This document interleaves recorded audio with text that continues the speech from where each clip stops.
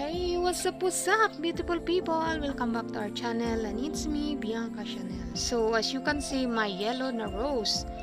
At tayo ay andito ngayon sa farm ng aking boss.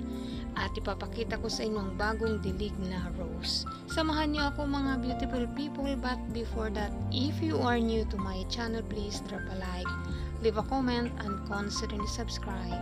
And hit the notification bell to get you notified for the next video. Tara, samahan niyo ako mga beautiful people.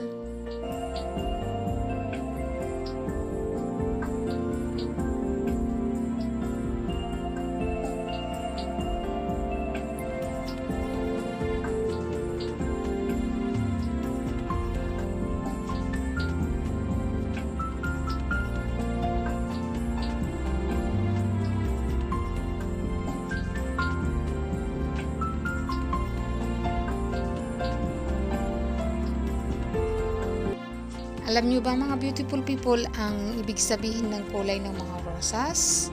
Ang maroon, it symbolizes eternal love. Ang red, romance or love. Ang pink naman, flirtation. Ang light pink, self-love.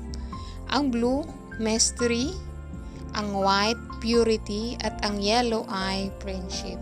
So, bago kayo magpadala or tumanggap ng flowers para sa inyong mga manliligaw, mga beautiful people, sa mga single dyan, alamin nyo muna kung ano ibig sabihin ng mga kulay ng mga rosas na ipapadala nyo or tatanggapin nyo, para sa ganon hindi kayo mag-expect for anything. Baka mamaya sa mga nililigawan dyan nagpadala ng yellow na rosas sa inyo, ibig sabihin kilig-kilig na kayo, yun pala friendship lang ang gusto sa inyo. Kaya dapat alamin muna natin bago tayo tumanggap ng mga bulaklak sa ating mga manliligaw. If ever man na manliligaw, kung friendship lang ang gusto or whatever, dapat alam natin sa padala na bulaklak.